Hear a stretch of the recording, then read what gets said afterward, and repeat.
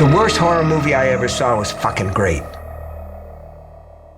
Hello and welcome to This May Hurt a Bit. My name is James Strayer and this is John C. Myers. And we're a horror franchise podcast discussing each film in popular and not so popular horror franchises. And today we are talking about Saw 7 3D, the final chapter from 2010. But most importantly, we have a special guest with us today. He is a t-shirt maker from Shirt Nerdery. He is the co-podcaster for the Green Shirt podcast and local businessman, my old friend, John's old friend, Rob Campbell. Hello, old friends. Yes. Hey, Hello.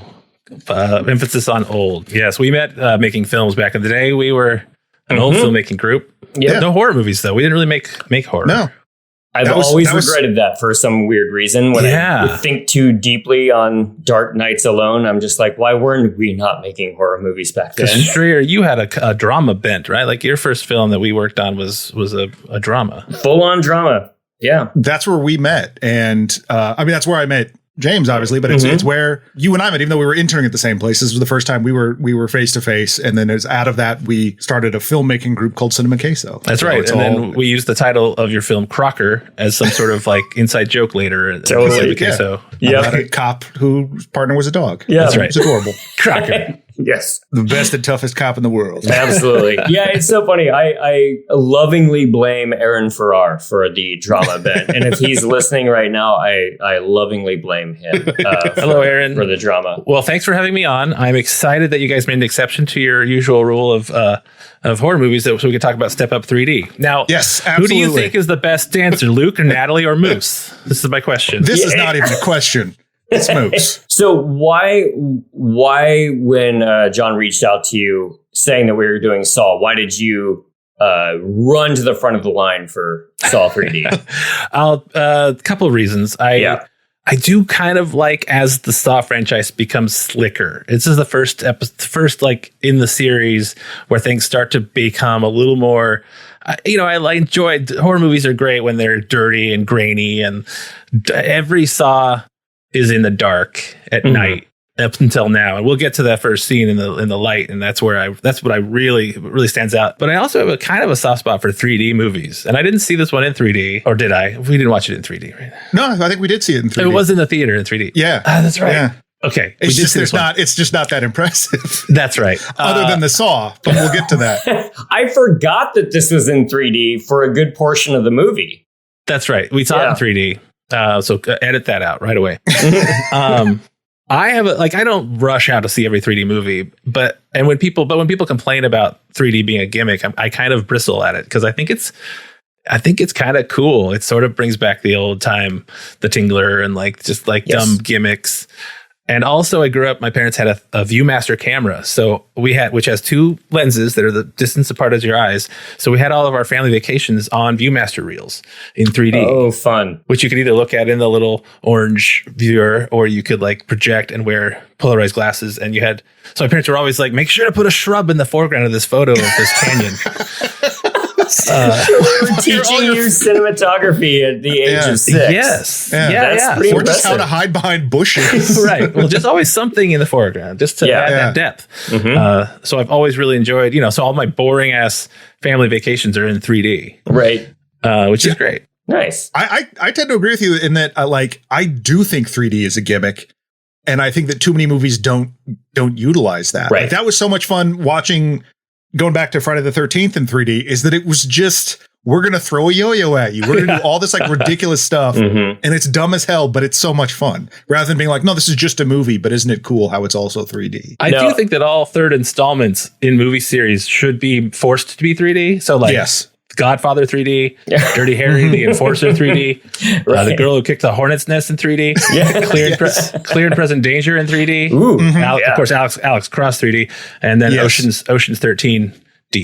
13D, Yeah, I tend to only like horror movies in 3D because I want that gimmick. I remember going to see My Bloody Valentine 3D And I was sitting with my friend Luke at the time. We were right next to each other. And there's just this dumb shot where a guy comes out of a hotel room with a shotgun and it's right up in your face. And he just pans it across the screen slowly. It made me laugh so hard. Just that simple shot. And it was wonderful. I think the trailer for that might have been on one of the Saw. I've been renting the DVDs from a video store that's still open here in Milwaukee, Great American Video. It's one of the two movie rental stores here in the Portland area. Mm-hmm. Oh, wow. And they also have coffee. So go there for ice cream, or they have ice cream and coffee and all, anyway. Nice. Check it out. Yeah. Great American Video. But I've been renting the movies there. And I think one of them had the My Bloody Valentine 3D trailer. And it was one of those, there's a series of trailers where it shows an audience watching a 3D movie. Like that's the only way they could really. Oh, fun. Yeah. I think it's sort of like that Final Destination. They're watching a 3D movie I think there's like a little series of that in that time frame of people in 3D movie theaters, and things are coming out of the screen in the trailer. Yeah, that was the big push, the post Avatar. Let's do everything in 3D. I can't say that I really care that much about any of the other big blockbusters in 3D, but if you throw guts in my face, then that's what I want the 3D for, and kind of nothing else really. Well, and apparently they did the first one, like they post-processed the first one in 3D as like a test, and the producers really liked it. I'm like, this is really cool, so we got to do the next one in 3D, and that's that's how Saw came to 3D. To dive in, I did legitimately look this up because I was so excited about the fact that we've had a Saw movie. This is the 7th Saw movie in 7 years, and I was just thinking, like, what other franchise has been able to achieve that? And few movies get to part 7, let alone one every single year. And maybe you read the exact same article that I did. I don't know. But if you could take a guess, do you know what other franchise made it to part 7 in 7 consecutive years? All I can think about is the Tyler Perry verse. Which probably had 7 in the first 3 years, probably. Like Tyler Perry made like two or three movies a year. But those aren't the big mom. What's the mama's name? Right, Tyler Perry's mom character. Medea. Right, Medea. That's right. I wonder if there's probably 7 of those. Hallelujah. You would be wrong though. John, do you know? I think I know. Yes. Police Academy. Yes. Oh, nice. Of course, the completionist in me was immediately like, sidecast Police Academy. What, 9, 10 of those? I don't know. Yeah. Do they have a 3D? I'm sure those age really well too.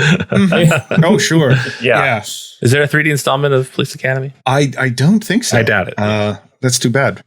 But Hollywood, Bobcat Goldthwait, he's still around. Well, after we discuss every single horror movie, good, franchise, then we'll slump down to prepare Police Academy for Police Academy. Right. Cool off with some Tackleberry. Right.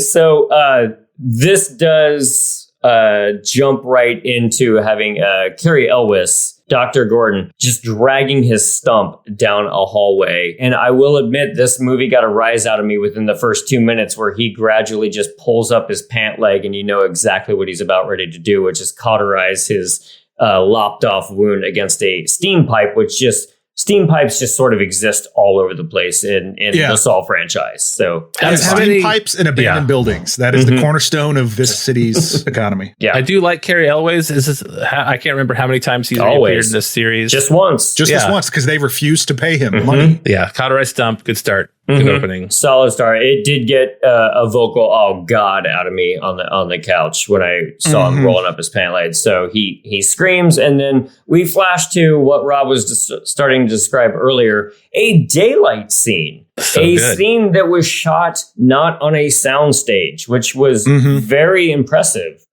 for a Saw movie. And I did read that the first stunt that they wanted this to be was to take place on a giant skyscraper. And during the middle of the day, where one character would have to push the other off of the edge of a skyscraper and make them fall to their death. Oh, wow. Grisly, for sure. Yeah. I was pretty on board with this opening trap. I dug it. Yeah.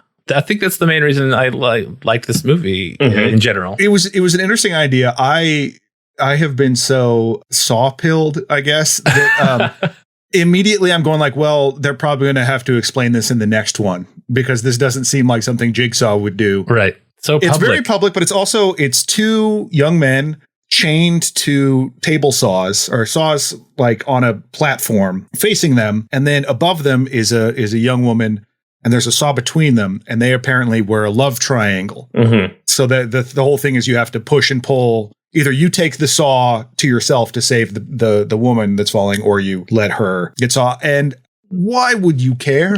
You are a grown ass Jigsaw man. Mm-hmm. Why do you care what these teens are up to? Yeah, there's a lot of questions about why people are punished. Again, you've pointed them out in previous installments, but this one just seemed like really like, what are you doing? So I immediately was like, well, this isn't Jigsaw. This is someone else. I wonder who this is going to be. Right, because it just seems some pretty petty stuff. Well, it also was a very. Like it's much more like a boob heavy trap than Jigsaw usually does, right? Because the way the woman is the young woman is strapped in, it's like just there to like show some boob and bra. Yeah, I do like that they added. You know how in Saw 6 it handled the American healthcare system, and they used modern, like they started using modern terms in this one, like alpha male and and toxic. I really wished that that Jigsaw was going to be like calling them a beta cuck, soy boy, snowflake. Right. How's your safe space, you snowflake? He's wearing that stupid like Pepe on a shirt or something. He's like, I've been watching a lot of Jordan Peters. Right. Well, this truly was the bros before hoes trap, right? Essentially, of just like, well, they kind of come together at the end, and they end up just being like, well, neither one of us want to die. It's her fault, and so we'll saw her in half. I kept thinking that it was going to be legitimately like an art installation or a prank or something like that, where up until the woman was truly getting sawed in half and her gut spilling out with very pink blood, you know? Yes. But I kept thinking like, is this the next level of the media's reaction to Jigsaw? Because they had the reporter in the previous one. I kept waiting for it to just stop and just be like, thanks everybody for coming out to the Jigsaw flash mob or something. Maybe it's just because everything that flows through me just hates social media and what it's done to us and how we need attention so badly. Like and subscribe to our podcast. Please repost. Leave us a 5-star review. But and stay tuned for the Police Academy one. Exactly. But it's just like what I would see like a Saw influencer to be doing. Yeah. And I would like that. In that, I would hate that. You know, I would accept that. You know, well, you can all, and listeners, you can also weigh in on Facebook if you want to go ahead and engage on. Why don't you tell us how you feel about this? Exactly. 5 stars. 5 stars. I think that was what kept me interested in this trap. I mean, when the woman ends up getting sawed, it was a very cool effect. Yeah. But I was like, okay, this is going to be some kind of like Jigsaw's mainstream now, right? You know, or people are diluting his message and he's going to be pissed, or he's dead or something. So I was less engaged by the trap and more like, what could the trap mean? And it turns out nothing. It's good. It's a trap. What boy do you think she actually loved more? I think it was the nice guy. And I just think the bad boy, he's got his charms too, but like that was a fling. I'll tell you what would have saved the scene a little bit, and by not demonizing the woman, or she would have still been kind of demonized, which is the problem here. But maybe if the two guys had instead admitted that they loved each other, they just went right there. Take a little sting out of it if they were like, you know what, it's not. I actually was using her to get to you, and then they like. I mean, maybe they get married in a future series, a future Saw, and they're like, always had a crush on you. How'd you guys meet? Yeah, funny story. Yeah, we murdered a woman. I pushed a saw blade that had a ring in it on the other side, and he accepted. What if the future Saw movies they need to go bigger? Jigsaw gets bigger and be like, the next one's in a stadium setting. Yeah. Well, speaking of bigger, I had forgotten the poster for this movie. The original poster where it's like a giant John Kramer being constructed. Like a giant statue of John Kramer. Boy, that's not what the movie is, but man, it's a so cool weird poster. I feel you mean the 3 minutes of screen time didn't quite amount to him being a tall man in the city? No, they didn't construct a giant Jigsaw to make citywide traps. That's a great poster. I think it might be like the international poster or something. But I also like that during this thing that you know that it's a Jigsaw because the tiny little Billy just like rolls up I love that. like in the background. I got a big kick out of that. Like, what's going on here, guys? Which does bring into question the timing on almost every trap in this movie. Sure. How the timing works out. I guess we probably shouldn't worry about it. Well, it apparently, from what I understand, it's like 2 months from when Jill Tuck goes and fingers Hoffman at the police station. She what? They cut that deleted scene. Identifies Hoffman at the police station to the survived guys tests. Okay. So that was apparently enough time for Hoffman to do all that, which seems kind of ridiculous considering he's also like on the lam, so to speak. But there's that overall timing, but also the timing of when traps start in this movie. And then, because he'll push play on a tape recorder that doesn't seem to be attached to anything else, and then a trap will start like 10 seconds later. I can't figure out how, if Hoffman's controlling it from a control room, I don't know if that's. But when this trap happens, no idea. Right. Like there's no indication of where this falls in the timeline of Trapper. Right. Well, there was supposed to be a deleted scene, evidently, of them monitoring this, and that's where you get the first reveal of, spoilers, Gordon being a henchman standing there watching it like on a computer monitor. But I feel like that would have just gave away the game way too early. Not saying that I was emotionally invested in the twist, but still, I wouldn't have wanted to see that early. Yeah, right away it wouldn't have been very good. This does bring up you talking about it being lighter. It does bring up that this is the first movie that doesn't have our regular cinematographer. This is now Brian Gedge, who was a camera operator on some of the previous Saws. And the reason the blood is a little bit pink is they shot this much lighter, knowing that oftentimes when you do 3D, when you wear the glasses, it darkens it. Good call. And so actually, I think they color corrected it a bit more for your sort of standard release. Right. But there were some versions of it where the blood is really, really pink. So you should at least watch this movie with cool shades on. Yeah. I did. If you want too cool, and then that way, you can, when something happens, you can lower them and go, "Whoa!" Right. I can get used to this. Yes. Yeah. All right. That's what I'm talking about. But this also, this is the return of the director, Kevin Grutert. He was not going to do this one. Yeah. He was going to do Paranormal Activity 2. Oh. And the people at Lionsgate were super pissed at Paranormal Activity because it took a big chunk out of their profits last year. And when they heard that Kevin Grutert was going to direct it, they're like, oh, no, guess what? We have something in the contract that compels you to continue working on this franchise. So they yanked him away from that to come back on a Saw 3D.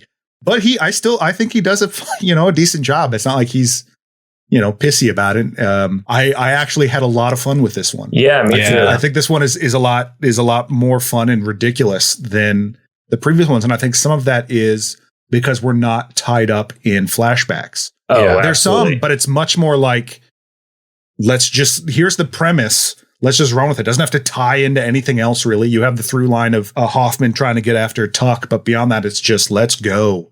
Yeah, there's a couple movies where I was like, am I stupid or is this so convoluted timeline wise? Yeah. Making movies is, if you're a film director, it's obviously like, I don't want to say necessarily privileged, but like that's a pretty plum deal, obviously, if you love doing that. But then it's also enormously difficult, especially on like very quick production schedules and stuff. Can you imagine just being like forced to make a Saw movie? Just like, oh God! Yeah. All right, it's like a trap of your own. Exactly. Yeah, you tried to direct Paranormal Activity 2. I went to play a game, and we'll get to Paranormal Activity eventually, guys. Here's my sixth film DVD Blu-ray that I do have that we will get to. Nice. But I'm just saying, like when that came on the scene, I'm not saying that those are amazing, but just like after years of Saws, if you're a director, you're like, oh, there's a new thing that people are responding to. I'd kind of like to do that. And then you get whipped right back into like,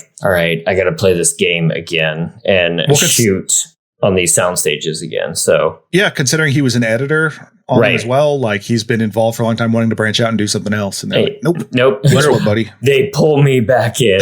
Which of the movies I wonder which one would have been a bigger payday for him if he probably was like, oh, I'll do Saw 7. It probably paid slightly better than Probably slightly better. Yeah. I would imagine. But this one like is the biggest grossing one since 4 anyway. It did better than 5 and 6. So. Right. That's the funny thing about franchises though, because like I think 5 is like widely held is like not very good, but then the tail on that, if 5 isn't very good, then 6 doesn't get the butts in seats, which makes the box office drop off, which means the budget should be lower for 7. But I think the budget for this was actually okay.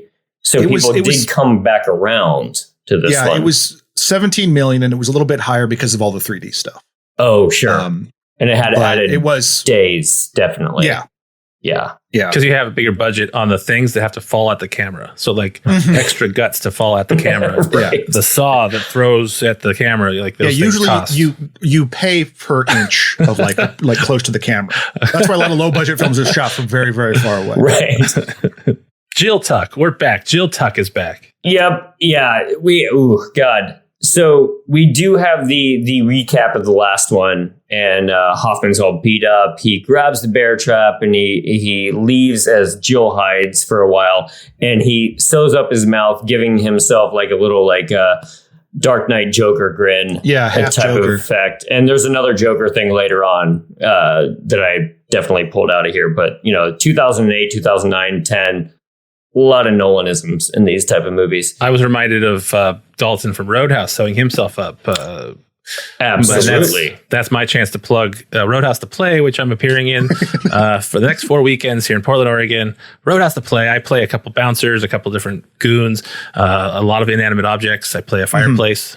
So come on out to the Siren Theater. I was going to say, where is that, considering I'm literally reading a book that John bought me for my birthday last year called Pain Don't Hurt, 365 Essays About Roadhouse. Nice. I've been gradually making my way through it. I have not stopped. It's literally by my bedside every night, but sometimes I don't feel like reading about Dalton, but sometimes I do. What? Hey, you know what I discovered recently? You know what his first name is? Punchy? James Dalton. What? I burst into one like your name. single tear when I read that, and I pumped my fist. Anyway, that book is I took off my shirt. Sean T. Collins. Actually, it's a very fun book. But yes, where is that again? Siren Theater. The Siren Theater, which has just moved to North Mississippi. It's right next to the Lamp Store. Okay, light up your life. It's very funny, and it's a musical, and it's like a 8th time we put it on, so we're pretty solid at this point. Yeah, nice. Check it out, Roadhouse Play. Roadhouse Play. But I don't Jill Tuck. I've never really been like, she's fine. I wish that she's not very good. I do wish that her name was Jill Saw. I think that John Kramer's name should be John J. Saw. Yeah, and then she should be, instead of Jigsaw, she should be Jill Saw. Jill Saw I like that's her maiden name, and his name was John Chain or something. I'm John Table. But yeah, I'm not a big Jill Tuck fan. And some of it's just like as I talked on the last episode, or we discussed that like her motivations just don't make any sense to me, why she's involved with all this at all. Right. And then Betsy Russell is fine, I guess, but just like there are times where I'm like, what emotion are you trying to convey right now? There's a bit in the safe house where he says something. She kind of gives him this like sneer. Well, I don't know. I'm just not sure what's going on there. There might not be a way to play this the way this was written. Yeah, because it doesn't make much sense. So I'm not, I shouldn't come down too hard on Betsy Russell. But I will say this, could probably beat the crap out of me. Good God. When she's in the chains or whatever, just serious guns. So good job.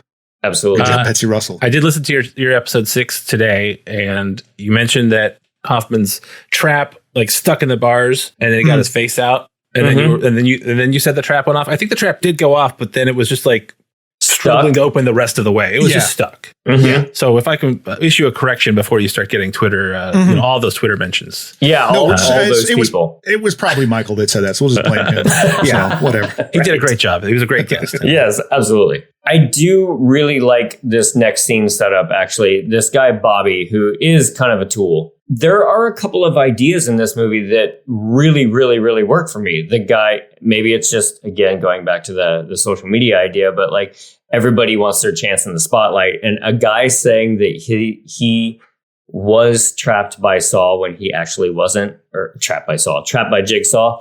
Like that cracks me up, actually. I think that's a great idea. And when he's going off about like, I have a new lease on life and all that kind of stuff, I was like, oh, okay. So he's promoting Jigsaw's way of life.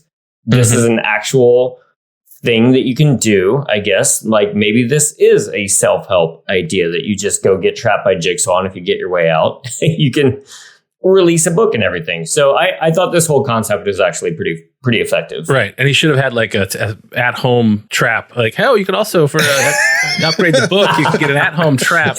At-home bear trap. One for the kids, too. Yeah, then you'll really appreciate your life. Right. And I agree. I think that's an interesting concept that like essentially a false prophet to Jigsaw's religion. Stolen valor. Even though, stolen valor. Yeah, even though he is totally like...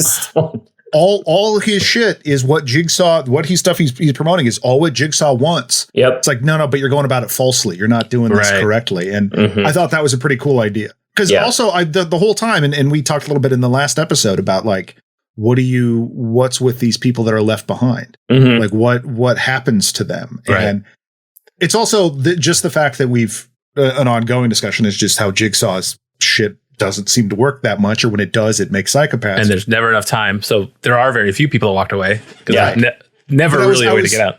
I was happy to see Tenedra Howard come back from the last one as Simone, who chopped off her arm and is still like, yeah, I got nothing out of this. This sucks. You want to know the best thing that happened to me after having to cut off my own arm?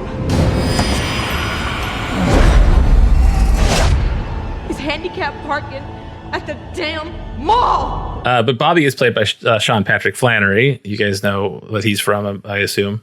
The Boondock Saints, which I don't know if you were a Boondock Saints nerd in college. I was not. This is one that I was into all kinds of dumb college shit, but Boondock Saints I was never literally never seen it.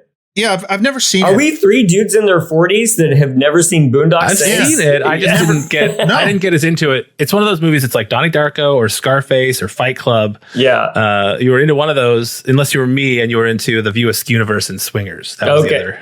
That was honestly more my... I've got the script for Swingers over there on my shelf. Yeah. It was big for me. And then I was, then you grew up 18 in 98. So. Yeah. I had a poster of Anthony Hopkins from Titus in my dorm. Oh, yeah. Yeah, the paint covered the face. blue paint. Yeah. So I wasn't into Boondock Saints. John, what was your college dumbassery? I never saw the Boondock Saints, but everything I read about it, it's like it's basically my life, but I'm more dark and twisted. So I haven't really bothered. No, my like, oh man, I was into all kinds of stupid stuff. Well, I'm trying to think. I did have the Titus poster. I also had a Hannibal Lecter poster. So I guess I was into Anthony Hopkins. Real Hopkins. But some horror stuff. But like, if I had known the Boondock Saints had existed, I would have been into Boondock Saints. But so I've never seen Boondock Saints, and this is actually I think the first time I've seen Sean Patrick Flannery, even though the name is familiar. I don't know anything else really from what he's done. Right. I was also going to mention Gibson. At first, I thought it was Xander from Buffy because I never really watched Buffy. I like, is that the guy? Is that Xander from Buffy? Oh no, but no, that's Chad Donella, who you all recognize probably from Final D. Oh, yes. Yep. He was Todd, the one who dies in the bathtub, like choking himself. Yeah. The best friend. I had the same reaction where I'm like, that guy looks very familiar, like early 2000s. Is that Ziggy from The Wire? No, it's Todd. Well, I also like in this one how they're like, yes, this character that everyone knows, Gibson, where they're like, that's never come up before. And they have to kind of like shoehorn in a relationship to Hoffman instead of just having him be a cop, which, would have been fine, but whatever. Right. But I was excited to see him all the same, just because it made me think of Final Destination, which honestly, a fair amount of this movie did too. I was just about to say that because we can kind of skip right over the dream sequence with Jill, even though that was pretty cool. Maybe we shouldn't skip over it, but like the next scene after that was very Final Destination to me, which made me think of it. But like that blade screaming right towards her was pretty fun. Well, it's funny because it seems like with that and the little snippet we get in the self-help group of the woman recounting her story of how Jigsaw trapped her, that those were like, these were awesome traps that we never actually got to do. Right. Even though they weren't Totally. Yeah. they're like, we're done with this, but we're going to make some more movies. But it felt like let's just clear house of these cool spinning ideas blades and stuff. While we have some yeah. 3D, while we have a little extra 3D, let's do some Yeah. 3D traps. Right. But yeah, Jill's fantasy about the weird train car knife thing was awesome, and just like the gore was ridiculous. It was like so it good. hits her and she just explodes. Yeah. And then, oh, it's fantastic. Yeah, and the woman in the support group who's hanging from.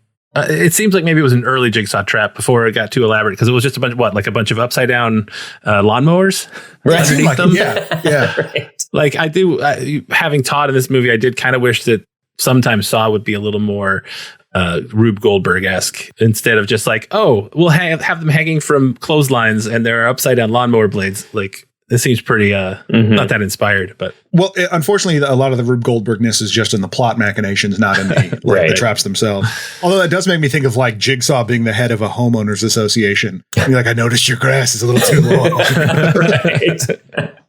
But the Rube Goldberg, I don't know if this is completely works for the neo-Nazi trap, but I absolutely love that trap so much that was coming out. Oh my God, it's great. And not only because it's Nazis, but then also because it made me immediately think of Final Destination.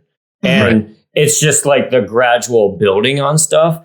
And at the end of this trap, I was like, this could be my favorite Saw movie, because because of how bad the acting was, but maybe on purpose. Like it just felt goofier and more fun instead of like grim, dark Saw. This is the breath of fresh air that I want out of this franchise at part 7. Finally, it's still so gory and so bloody, but when the Nazis all get killed in that escalation, that's what I wanted. Absolutely.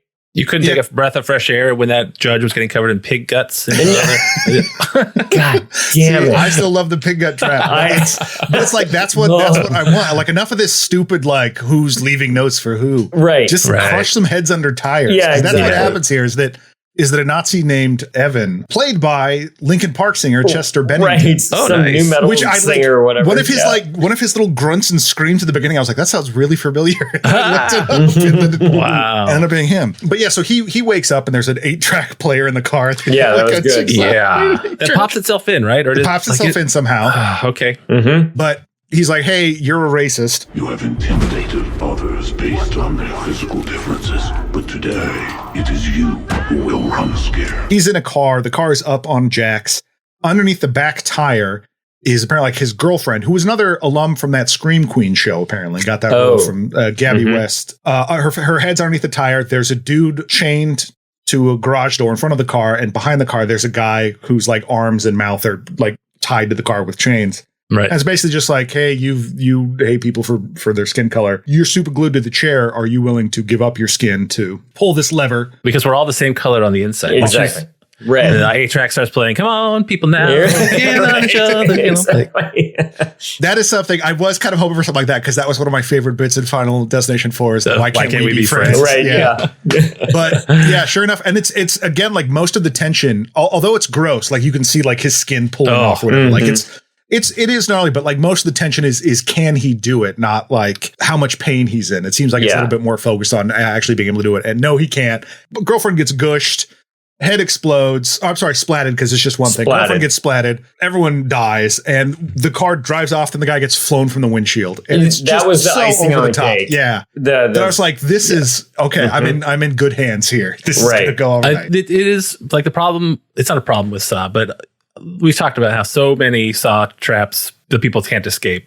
Because the audience wants to see these grisly deaths. Yeah. Right. It would be, I did like that about, was it 5 where the people were like working together as a team? I did like that, like only one of them died at a time. I thought that was a fun little like. It was like a D&D quest. I just wanted to see it. I think it would have been really shocking to have more people survive in one of these movies. Like have one movie where like very few people die and the audience is like, what? I wanted to see that. Well, this one, apparently the filmmakers don't agree, because this is the first one where no one survives.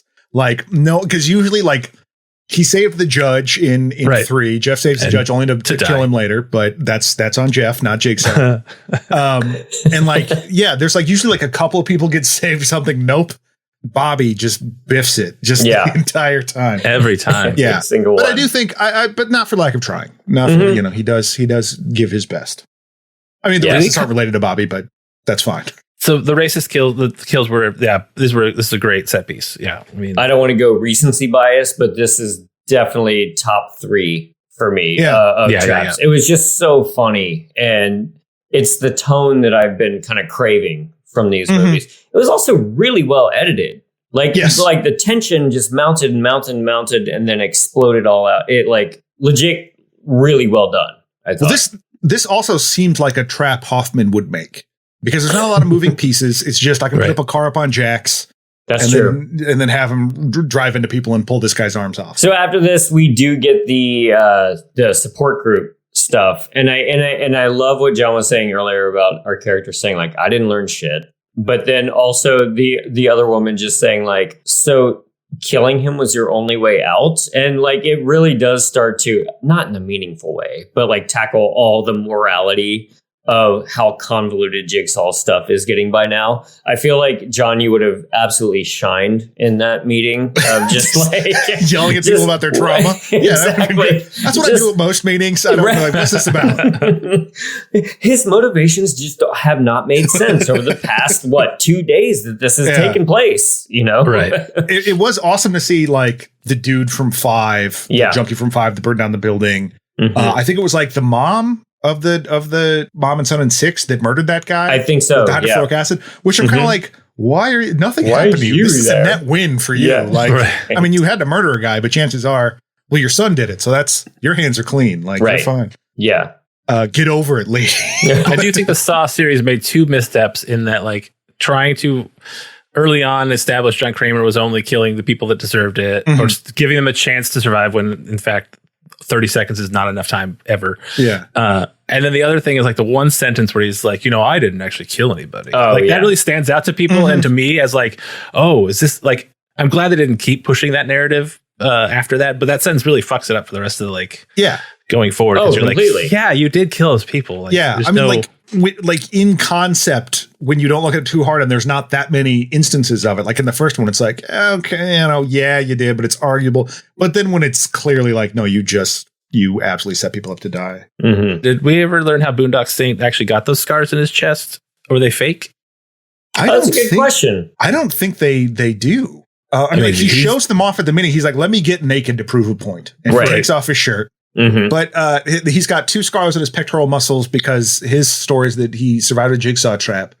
The jigsaw hooked. There were 2 hooks, and he had to hook himself through the pectoral muscles and like hoist himself up to do something to reach a thing to get out of it. And but no. So I wondered if those were prosthetic or if he actually mutilated himself to make those scars. Yeah, I was waiting for that because when you start to see the flashbacks later, I thought there was going to be one of him and Kate like getting drunk and getting drunk. Now his book is called Survive, and it's an acronym. Did you guys? And I didn't realize till the second watching that the acronyms were spelled out on the walls when in the trap. Oh, yeah. Well, it was the second time that I realized that, and then I had to go back and see because it seems like that the S in Survive stands for Survive the acronym. And no, it is. So here's what I questioned for you. I thought I did write down before I knew that the acronym was on the walls in the trap.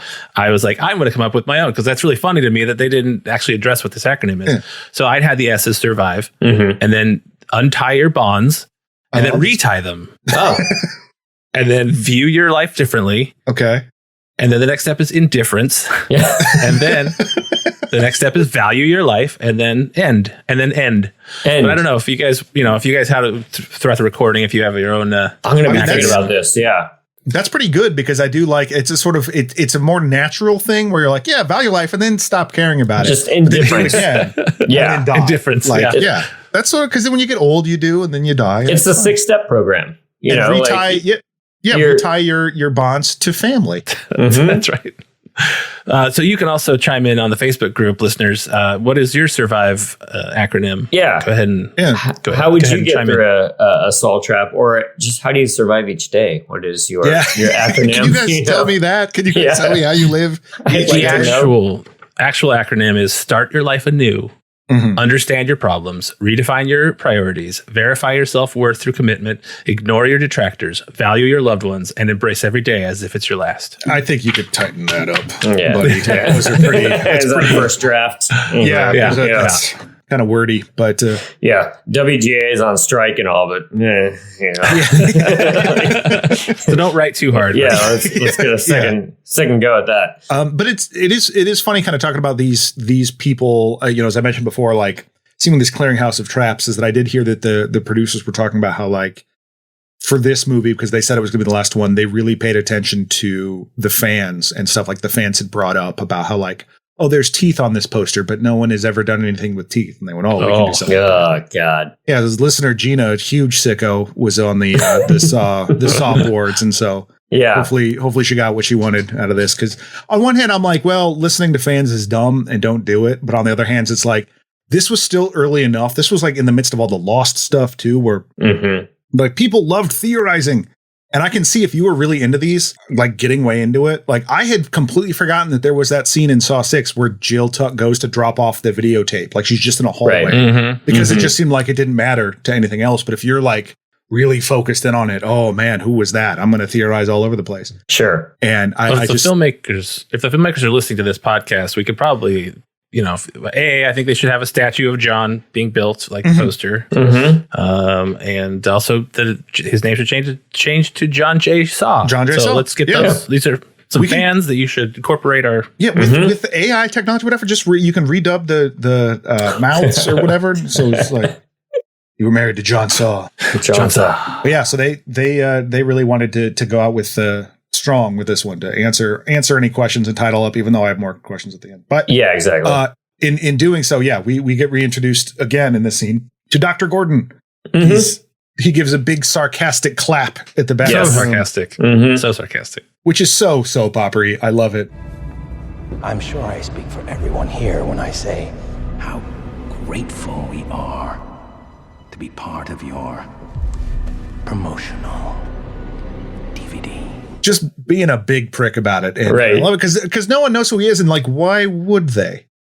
He's just a support guy. group. He's been going to the support group longer than anybody. Yeah, but he's not like in the headlines. Although they did think he was the Jigsaw killer, but I don't know if that necessarily made headlines or anything. Right. Yeah. And considering where he ends up to be in this movie, I guess that works. There's the morgue scene, which I bet you were excited about. Cop eats an apple. Yep. He's eating an apple. I'm so excited. Yeah. It wasn't a sandwich, but it was an apple. I was really worried about it because that was I was starting to have this sort of like moment of doubt about, I give John Kramer crap for like, you can't fail the system, or the system can't fail you. You can only fail the system. Is that like, none of these people are eating. I can't possibly be wrong. They're doing it wrong. But finally, no, he is eating. Thank God. I got to mark my John Myers bingo card. There you go. Eating at the morgue. Totally. There's just two squares. One of them got it. Free space and eating at the morgue. And eating. Yeah. But there is the investigation of the crime scene of the Nazis, and there's a bear trap in the bathroom, and the cop's partner says Hoffman is waiting for you. So it is interesting at this point where they're just like, yeah, Hoffman's our guy. We're not even like saying there's an accomplice or whatever. We're just cutting to it because he let Jill go. Jill spilled all the beans, I assume. Bobby Boondock has been kidnapped. Jigsaw says, we both know you've never been in a trap, so now I'll test you. Which, again, I think this is actually pretty kind of fun. Just like he's kind of pissed off. Just like, don't lie about you getting out of one of my traps. Now this is your lot. Which I mean, again, undercuts the like, don't make it personal. Oh, there you go. Yeah. But this does make a little bit more sense for it making to be made personal rather than the whole like the insurance company screwed me over. Particularly when you find out that later that he's got Dr. Gordo on his side, because why couldn't Gordo get him that special treatment that he was mad about in 5? Sure. Come on. That kind of doctor. Yeah. But maybe he was too far along at that point. I don't know. But so it's kind of like where he encounters or what he dings Hoffman for. In the first place was like, you're trying to rip me off and you're not doing it right. But this is legitimately like, you are spreading my message and you don't know shit. So let me show you what you're really talking about. Right. Which makes some sense. So he's 60 minutes to get through this building sized trap. Right. His wife is chained up. And then the flashback with his bad wig. Oh man, yeah, he's got like hockey hair. He's at the bar. I hated this flashback more than I feel like it deserves because it just felt so waste of time. Like, of course, like, why do I have to watch this guy come up with a plan where he's just like, oh, yeah, you can get a book deal out of it? Like, we know this. Really protracted because it's just him watching and then watching this very... I have one of my pet peeves in movies is news reports in movies and like they don't look like news things at all. And they absolutely didn't in this. And this woman... talking about her experience with Jigsaw and how like it gave her a new lease on life. Not with that haircut, it didn't. At all. But then he's like, wait a minute, what if I do that? It's just this long, protracted way to. It could have just been of him sitting with Kale at a place and just be like, you know what, we could make some Skrilla with some books. Yeah, we just that sounds like great idea. Let's don't need this scene whatsoever. Yeah, I'm already on board with somebody being a grifter. It's fine. I've been interviewed by the news a handful of times. Thank you. Yes, I'm very famous. But I have been interviewed like a handful of times, and almost every time I say a lot of stuff that I think is pretty good, and they always take one line that is really unimportant, like just one little snippet of it that is like the most boring part. So the fact they let her go on and on about this speech like is not accurate. This would have been like, things are good now. Then cut to the next thing. Yeah, here's Bob with the weather. Matt Gibson finds Jill's fingerprints on the bear trap and confronts her about it in a safe house that he's making her stay at. And this is where the movie, I was already so on board, but the incredibly terrible acting in this scene, which I couldn't decide, was this the direction that they were given because this has a slightly different tone, or was he really just that off the mark on these reads or not? But I fucking loved his performance in this sequence. It was so terrible. It just occurred to me that like Tommy Wiseau's Saw, or Tommy Wiseau. What if we had like this? You was are like literally tearing me apart, Lisa. Yeah. What if he was the one that was the cop in this? You know. What I also love about this is that like, and the same thing where I kind of got super on board because of the super obvious joke that happens. What makes you think you can't find me here? Jill, it's a safe house. Safe house. Safe house. You get it? Gibson, this was sent here addressed to Jill. Hoffman knows our location. God damn it. But it's played totally straight and I loved it.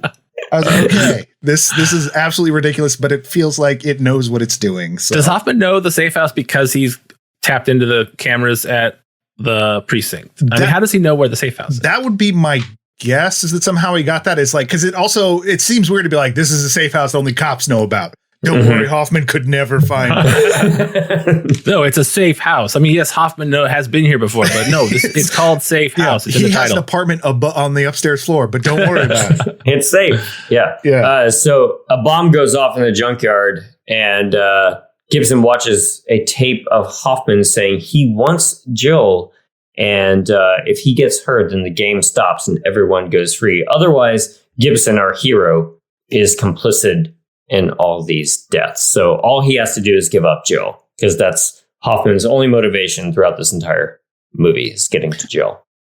Right. Yeah. Which is nuts. That's a lot of Nazis to kill just to get to. That's true. But it is there, you know? Like, but that's all. I mean, but that's part of Jigsaw's plan and not Hoffman's plan. Is just it's a nice little bonus. It was the Nazis we killed along the way. That was the real trap. Bobby's going through his dungeon crawl, and he finds his publicist strapped to something, which is very strange. This getup where there are 4 needles that are about ready to go into her neck, or spikes, and the more she screams, the more the spikes will get towards her neck, which I don't know how you rig that kind of thing up, but I don't care. It was pretty fun. Yeah, if it gets above a certain decibel level, there's a meter and it will activate the spikes to go there. But also she has a fishing line going down her throat. God, yeah. A key and a fishing hook below it. Yeah. And I don't think this would work. I really don't think you could actually pull the hook. I can't imagine it. It'll just tear through everywhere. Insides. Yeah, I think the idea because the idea is the key is not on the end of the hook. The key is tied to the fishing line, and then the hook is just in her guts. And the whole thing is that he's got to pull it up. Ugh. And she can't scream. He's got to pull it up before like 60 seconds happens. Otherwise, the spikes are going to come into her neck. And if she screams, each time she screams, the spikes will move a little bit closer.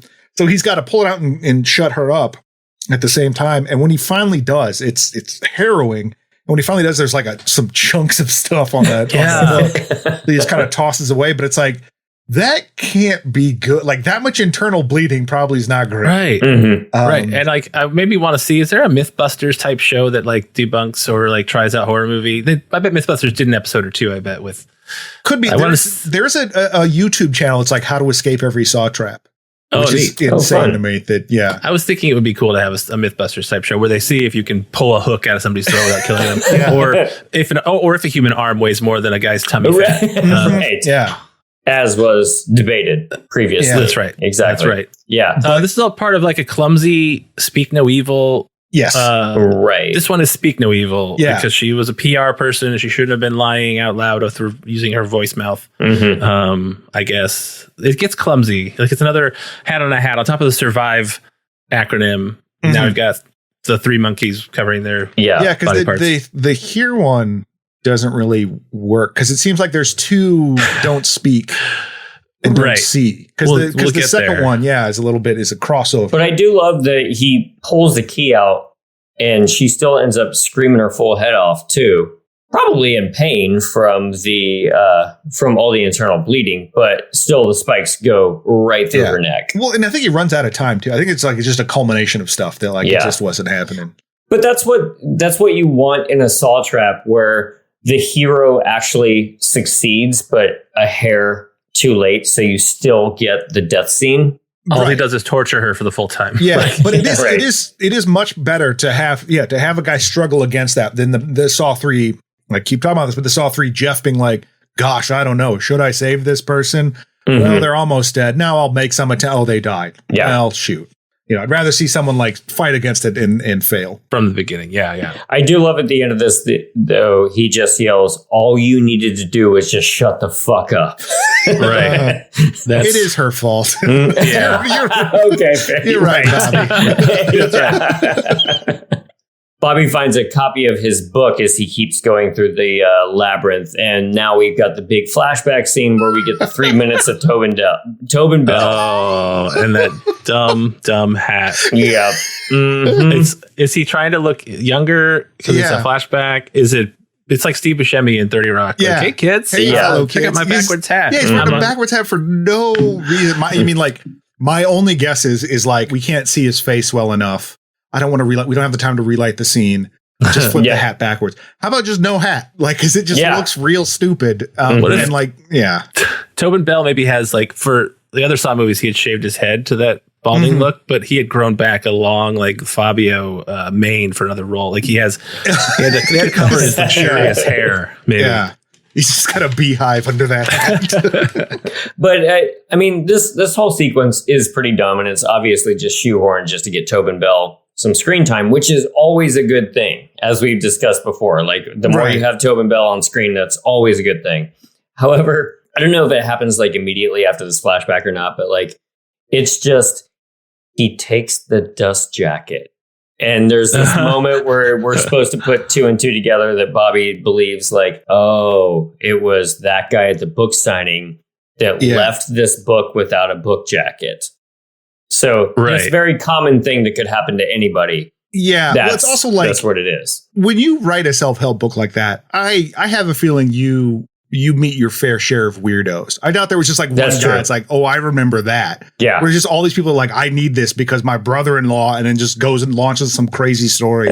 Totally. This was probably nothing, but yeah. Mm-hmm. He certainly he was certainly a giant creep at that book signing, but sure.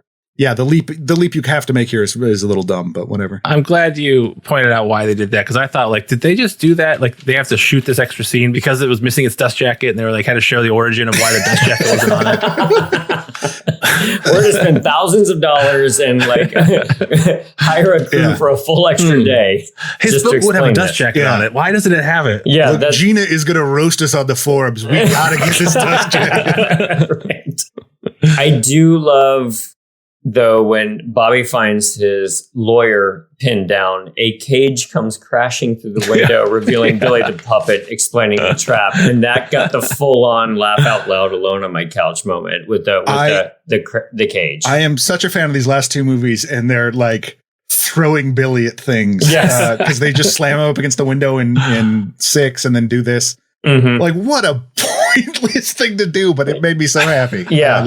It's like Pink Panther, where the guy keeps like Kato attack him. What if the puppet just starts dropping in from different So, well, one of you please explain this trap to me, because I found this trap weirdly confusing. So basically, she's on some bed, and with like it's slowly tilting up. And the way I took it anyway is that he's got to lift up these bars. There's basically got to do some weightlifting thing. Lift up these bars, and when he lifts them up, spikes go into his side. Right. And he's got to lift them and hold them for the duration of the trap, so that like she doesn't get murdered. He'll shut down the trap. He's got to hold it for like 30 seconds or something. Yeah. Okay. And then he tries and fails, and then she gets her eyes and mouth like needles like jam in there. That was cool. Definitely. Yes. Yeah, 3D. All the gore is very neat, but so it's him struggling to do it, and which is also kind of crappy later. Not that Jigsaw, gives people their best foot forward, but if you're also later asking him to support himself and climb up, you just gushed his, you poked his sides a lot. That's not going to hurt a guy. Or tickle him. One of the two. He's like, I'm too ticklish. So ticklish. That actually would be humiliating, though. If you're like, I'll let you die because like say that. Tickled or just put spikes through my face. One of the two. Like, if this was to be the See No Evil, they really should not have done the mouth needle. But okay, this is the See No Evil because she was the lawyer who saw contracts. What is she? Yeah. What is she wasn't lying with her mouth. She apparently was lying with her eyes or something. I don't know. Which would you feel more upset if like you were captured by Jigsaw and like his trap for you was like really simple, or would you be like, oh yeah, thank God, this is life. Every Jigsaw trap, every time I see one of these traps, I say, oh, I wouldn't try. I would just die. Yeah, I would like why? In most cases, I'm like I wouldn't bother. Yeah. Can you think of like what Jigsaw would put you in a trap for? Not I'm not looking for some deep dark secret, but like what would he like? Can you think of a weakness that he would like be like, I gotta exploit this? My addiction to snack cakes, Hostess snack cakes. Sure. They would. Yeah. I'm sure there's I mean, I have a multitude of moral failings, but seriously, it would just be like, eat this applesauce with the wooden spoon that comes with it. And like, no, just kill me. Just absolutely kill me.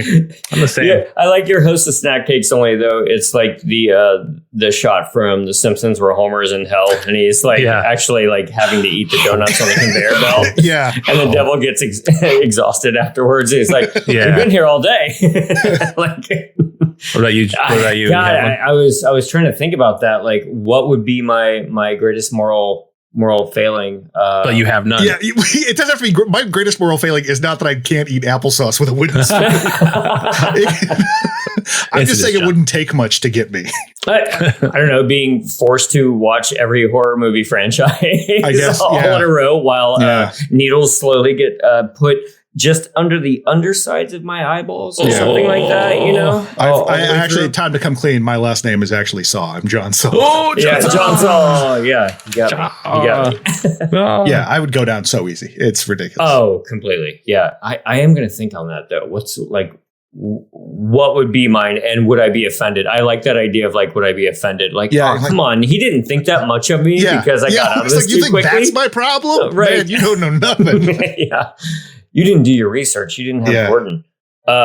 So I do love this next bit where Duder Cop just asks his computer hacker colleague to help, and she traces some IPs and goes through proxy servers and all this kind of stuff. And I love me some.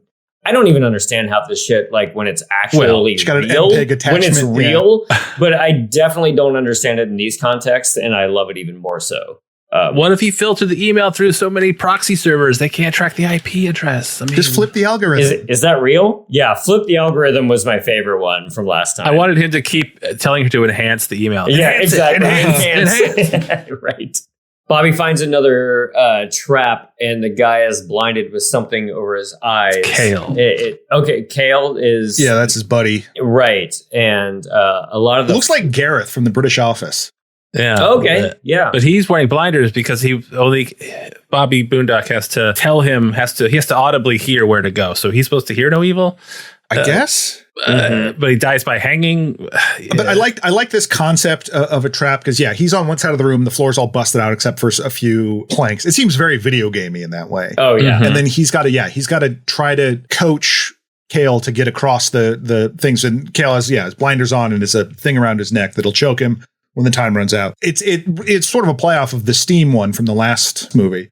But I still enjoyed that. I like that sort of the more teamwork traps. Yeah, it's like a team building episode at a corporate retreat. But a little bit low effort on Jigsaw's part. Like it's just a noose. I mean, it's fine. Simple's fine. Yeah. But I had that exact same reaction. I'm just like, am I so desensitized to not only Saw movies, but also horror movies in general, where I was just like, oh, just a hanging, no dismemberment, and not in 3D. Well, so the timer was so not correct. Like he's like at one point had 8 seconds left, and I counted down in my head, and it was long past that. Like he's way off, way off. Yeah. And then he throws the key, and it's hilariously fumbled. Right. Even though there's not even time for him to use it anyway. Yeah, it wouldn't matter. But the him just biffing it, pretty great. So we get this dumb flashback next of Hoffman shooting somebody in the back and Gibson reporting him for brutality. So they're trying to build up this like interconnected backstory that they have some sort of beef with each other about, Hoffman literally just shooting a guy in the back. But to save his life. Right. It's also like, this is the real Hoffman again. Like he's just like doesn't think about anything. He just shoots the guy. And then is like, oh, you should have shot first before we even had the chance to get a jump on you. This is not a dude that builds traps. Right. This is just an enforcer. And so it's nice to see. Yeah, it's nice to see Hoffman. I mean, even though he's a cop and he's doing it, that sucks. But just like Hoffman in his element of just shooting and stabbing. Well, you just said the phrase, it's nice to see Hoffman. It's nice to see Hoffman. Yeah. They actually did something that made me happy to see Hoffman. Right. Well, yeah, to your point, like it seemed very in character. Yeah. He's the brute. But trying to make this like backstory to justify this like cat and mouse thing, like it's specifically for Gibson. Right. It doesn't really matter. Like, there's no care. Whatever he gets over on Gibson in the movie has nothing to do with their relationship. It's just that he's the detective doing it, but they try to personalize it. I don't think that works real well. We are getting scenes back and forth of Bobby Boondock's wife getting dragged closer and closer to the floor as these traps are going on. She's got a chain around her neck, and then she's getting dragged closer and closer, which looks terribly uncomfortable. So after everyone, this happens. So certain that she was going to be, because she's an innocent, like truly. I guess there was some innocence in the last movie that like the janitor whose crime was smoking. I honestly thought that she was going to get sucked up into like a safe place, like that one kid from the second one. Right. Yeah. Or Hoffman at the end of 5, where it's like, oh, it turns out this was actually the only safe spot in the room. Right. I thought she was going to be saved because she didn't deserve this. Yeah. Nope. No. We'll get there. In the least. Yeah. Bobby must make a choice now. Hoffman says something about, this decision should be as difficult as pulling teeth. So somehow Hoffman has like tattooed numbers on the inside of his teeth. Yeah, etched them on his teeth. Etched them somehow. He needs to get a code to go through unlock the door. And so there's just a pair of pliers. And so he has to literally pull his own teeth out. A couple of them. This one was so brutal because it's not just him like yanking, it's him like eventually like slamming them against the wall because he just can't do it himself. Yeah. And that struggle made it pretty brutal. Yeah. Rough one. Yeah. I would like to say, I meant to say one thing about the previous scene where Hoffman kills an innocent homeless person and he gets promoted for it. And which like I'm, ACAB, sure. But I don't know exactly if that's how it works. Like, I don't know how many.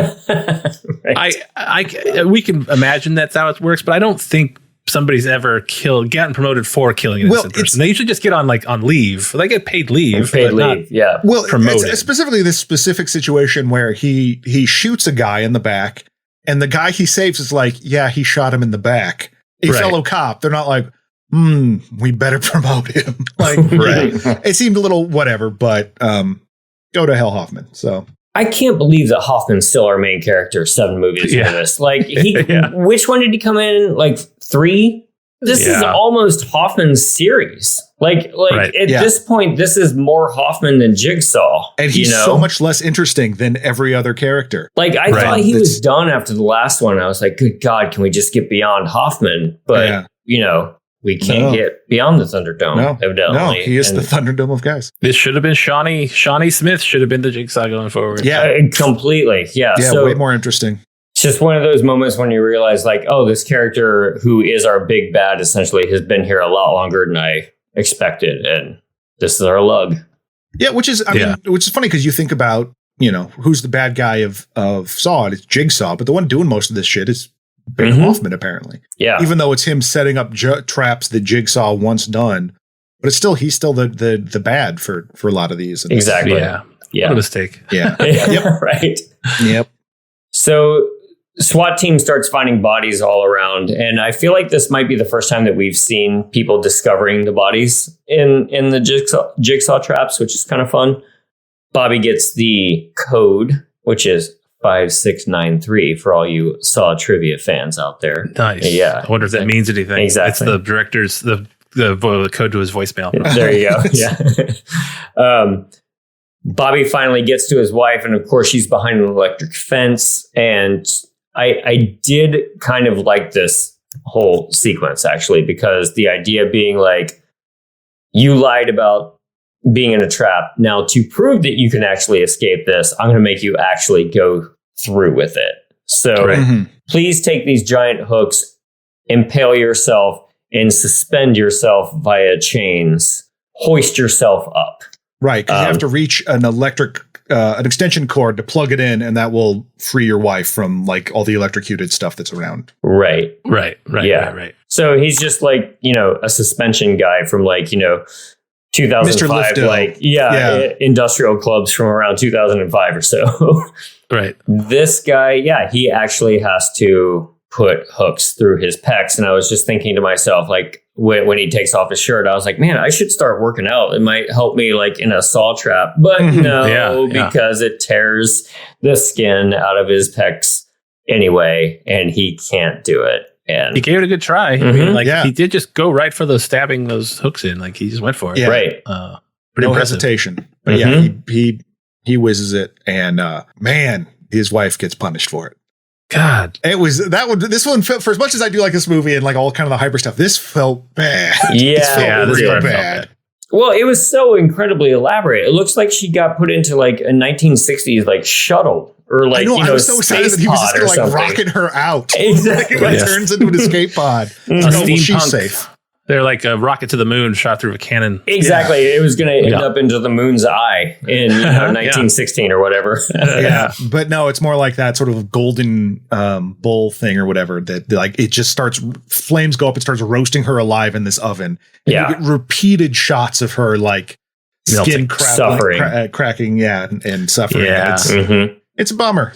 I think if you're a person who doesn't like this movie, that's okay with me because of this scene and maybe the evil woman at the beginning, and Jill.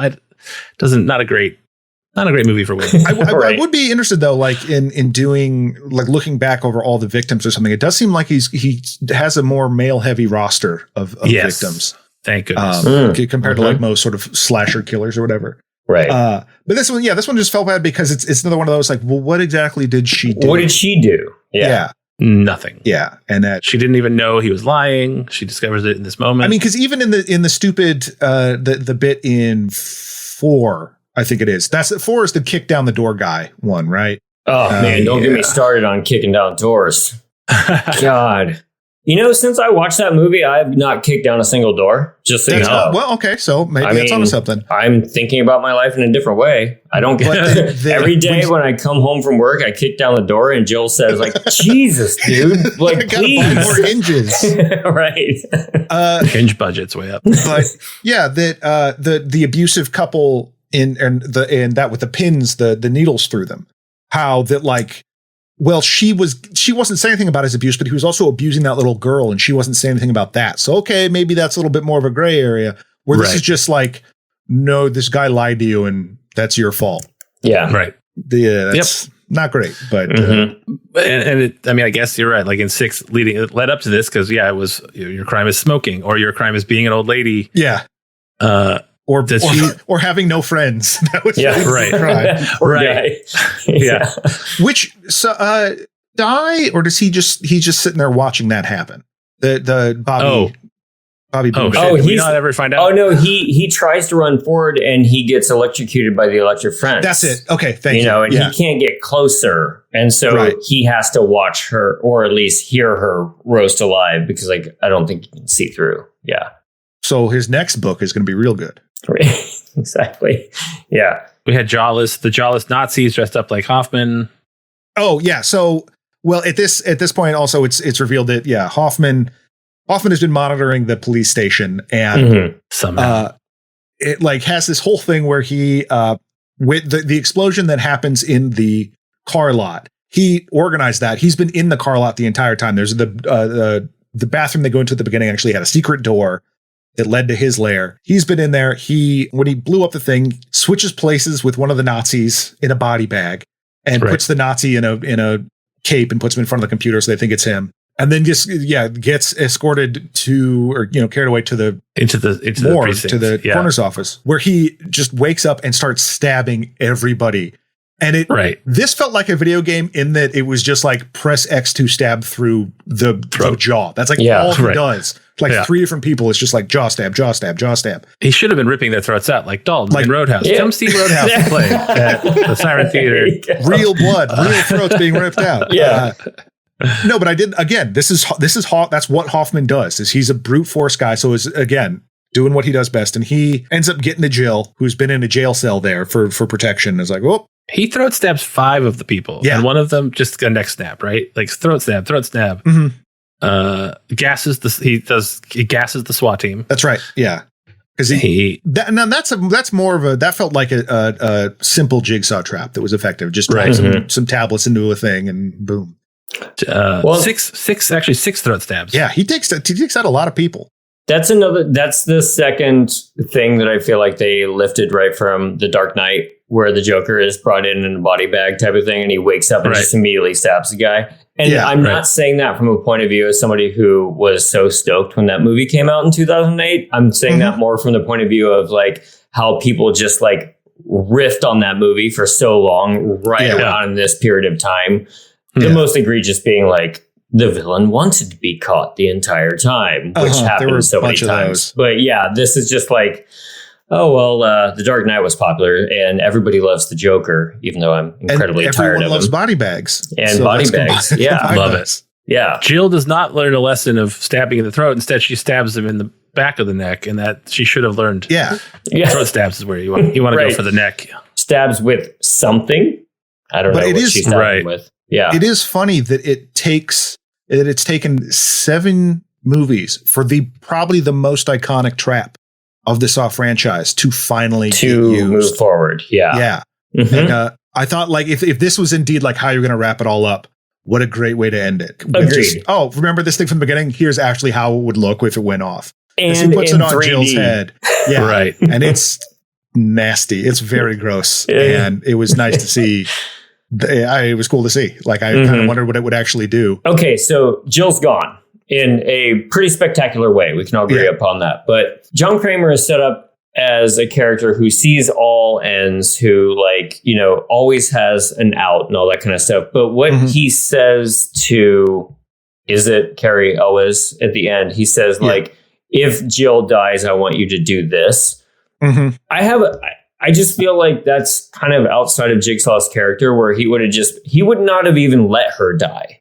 He would have been thinking 10 steps ahead of Hoffman based on the writing of these type of movies. Right.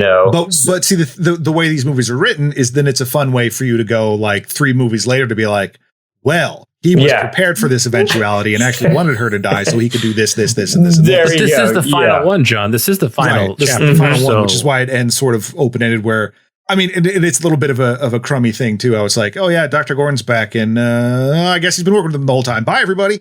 Yeah. You know, like it conveniently explains away some stuff. Again, we had talked even in Saw 2, the key under the eye of the opening trap in that one. Right. Yeah. That fans on the message boards, absolute sickos, we're talking about how like, oh, that's probably Dr. Gordon because he's doing surgery. And they went, yeah, it actually is. They were like, turns out after that, even though it was like, I think the director or something that was doing that. But so it was a neat way to try to like tie it up at the same time. It was a little like Deus Ex Machina-y to have it be like, oh, no, actually he was still around. And that's why I saw 8 begins with Carrie Elway taking off his mask, and it's John Jigsaw. It's John Jigsaw. He's back. Spoilers. I haven't seen that one. Yeah. It turns out he's alive still. No, it's Jill's smashed up face. She takes off the face, the ripped up face, and that's John Saw. And he's like, he faked it. You activated like by opening her face like that, you opened a part of her brain that lets my spirit enter it, and it gets real weird and supernatural. And then another face gets ripped off and it's just straight up a pig head. Just a pig. It's like, that's been me this entire time. Yeah. It ends like The Prisoner, like the oh, right. Yeah.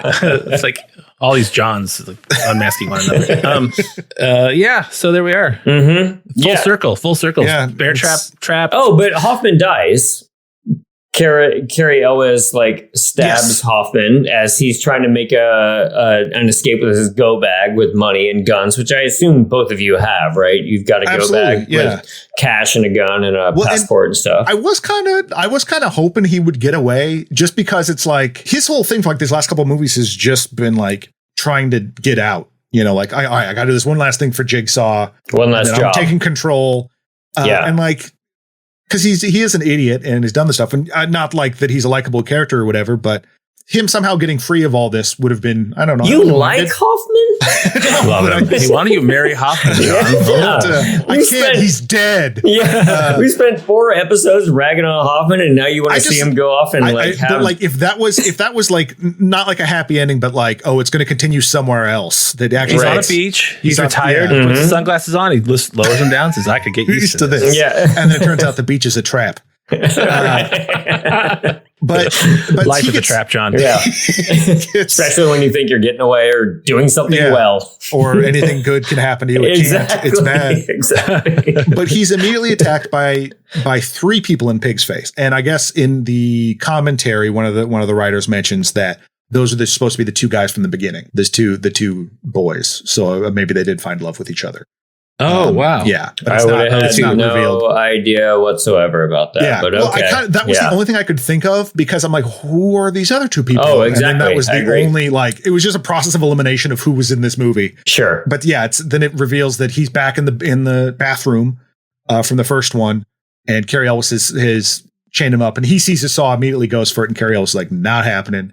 Takes it, and then in just a beautiful I loved it. bit of cinema, just pure poetry. Yeah, he throws it at the screen, and it doesn't work when it's not in 3D. But I just remember like levitating off my seat when that happened. Yeah, and it saw 3D, and it just clanks into the hallway, and then he does the whole game over and leaves Hoffman. And you're like, "That's the titular Saw," and that was the Saw from the first Saw. Yeah, and of course. But then Carrie Elwes has to have a lot of flashbacks to things that he wasn't involved in. Some he was, or they've added him into. But then, like, when at the end of 2, when Frankie is stabbing himself because it's in the bathroom, it's not like Gary Elwes was there, but he's Gary anyway. Gary Elwes? Did I say Gary? Yeah, Gary Elwes. Yeah, Gary Elwes. Either one of them. But he sees his own foot, which is fun. He does see his own foot. I'm like, whoa.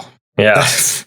So glad I moved on from that. I think he should have taken it with him. Yeah, because John Jigsaw nursed him back to health. And then he's the one that wrote the note to Hoffman that's like, I know who you are, which was stupid and pointless, but whatever. Yeah. We did it. We overlooked a lot of flaws because it was some cool stuff. I'm sorry. I was just going to say, we did skip Gibson's death real quick. Just pretty unceremoniously killed by a Walter White. Yeah. Oh, yeah. He totally Walter White's him.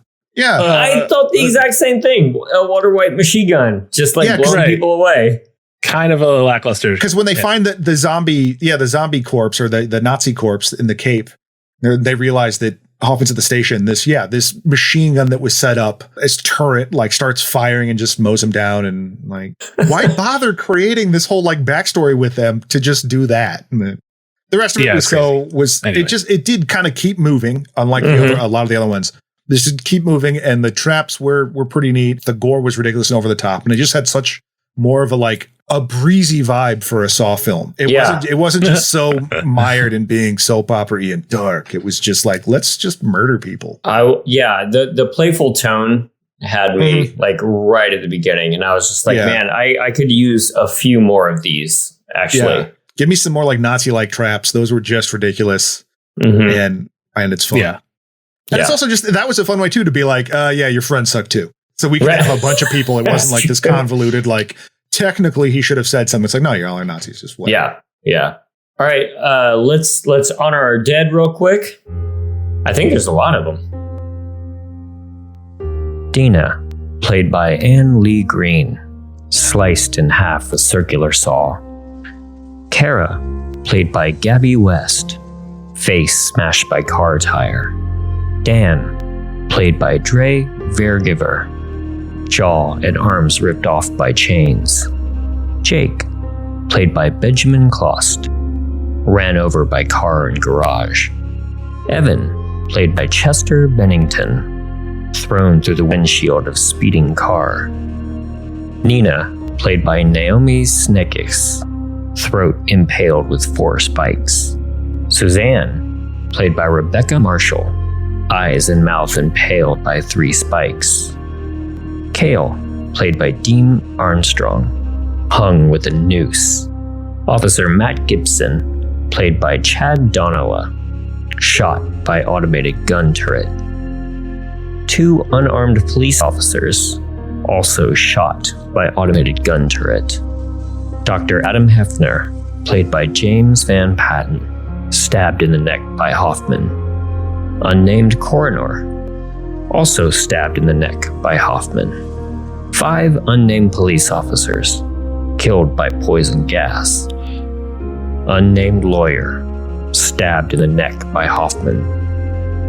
Officer Palmer, played by Kim Schrainer, neck snapped by Hoffman.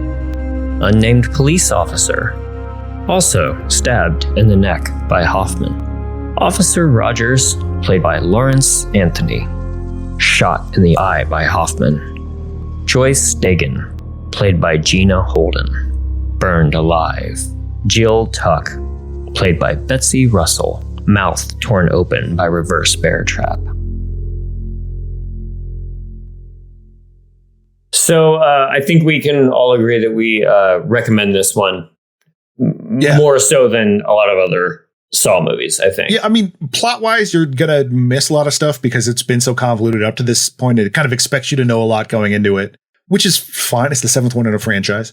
But yeah, particularly after the drudgery of the last 2, I really enjoyed this one.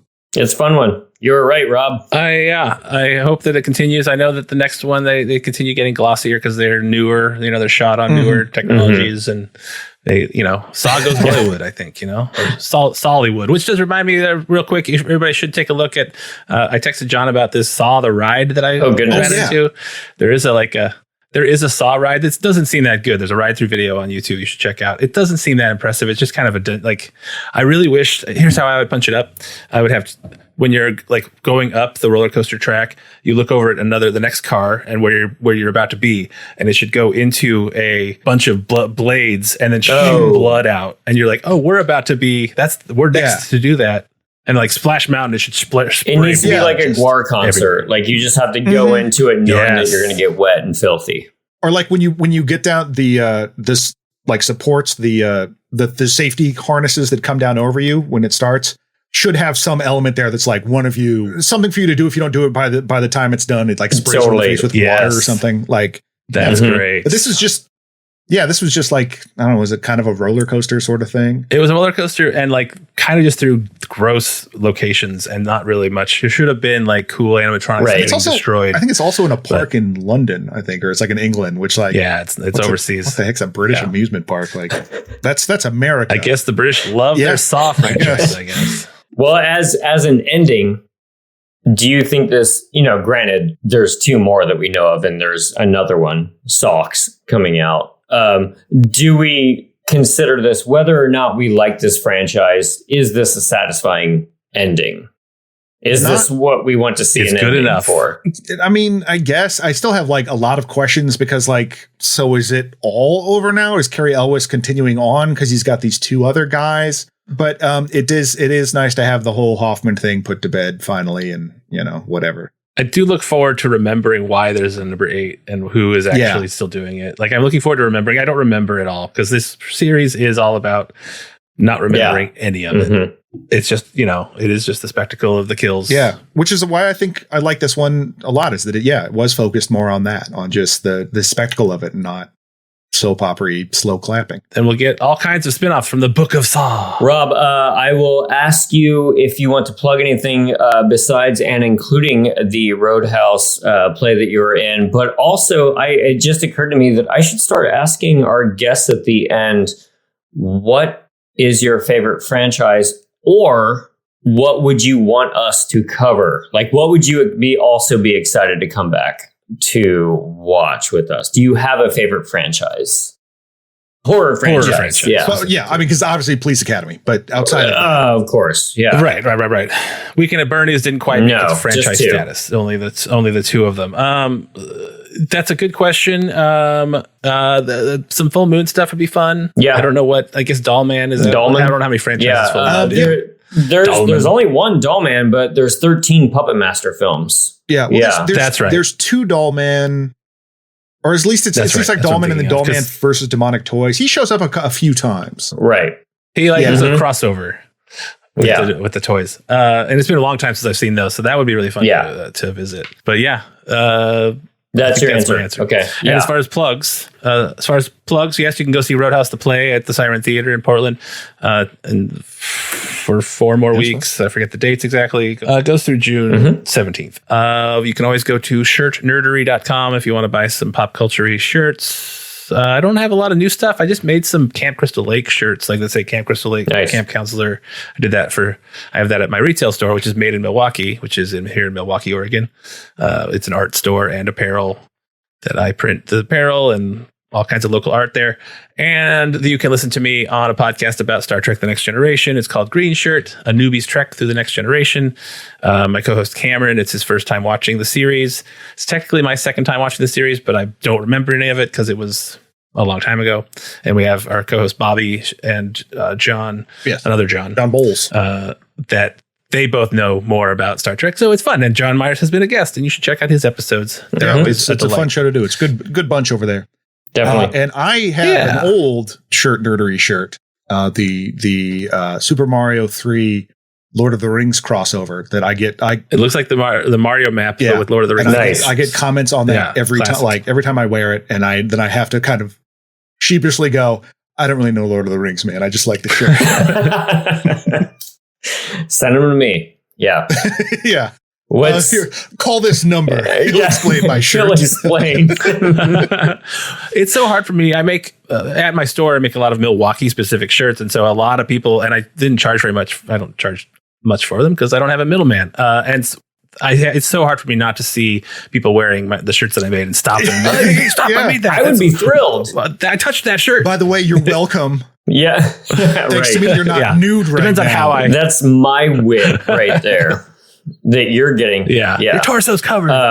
What's going on at John and Alex Hate Stuff? Oh, we're going to watch Confessions of a Dangerous Mind. Oh, fun. Which I don't think I've seen since 2002. Fun. So agreed. Looking forward to revisiting that. Nice. Hope it's good. Hope it's still And good. if you want some original short horror stories, check out Please Leave podcast. I just had one narrated called Sam Hain. It's a Stand By Me style horror story about heavy metal teenagers in the 90s that go into the woods to find something that they shouldn't. So check that out.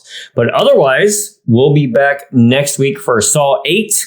Is it even called Saw 8? I think it's just called Jigsaw, right? Yeah. Okay, so Jigsaw from 2017, I believe. There's a big gap between the this one and the next one. Right. So, join us next week for Jigsaw, and then we'll just have one last one. And the summer of Saw will come to a conclusion now that we do this once every 2 weeks. The summer. Yeah. And then we'll be back in the fall. The Emergency Saw X and the podcast. Emergency Saw for socks. Yes, please. Yes. Please join us. But thank you so much for joining us, Rob. Yeah, I had a great time. Absolutely. Thank you for having me. Come back anytime. You can cut all. Yeah, cut all of It's my done. parts. We'll replace it by me doing a mean voice. Perfect. All right. For the rest of you, follow us on Instagram and Twitter. We're more on Instagram than Twitter, but I think follow us so. wherever on the social media. And yeah, we will see you next time. Good night. Good night. Bye-bye. Bye. This has been a Two Penguins media production. It was produced by James Strayer and edited by John C. Myers. Logo by Ethan Kimberly and music by Michael Arthur Holloway, who you can find on Bandcamp. Follow us on Instagram at This May Hurt a Bit Pod and on Twitter at HurtABit. Email us at thismayhurtabit@gmail.com. And if you are so inclined, rate and review us on your favorite podcast app, and we'll see you next time.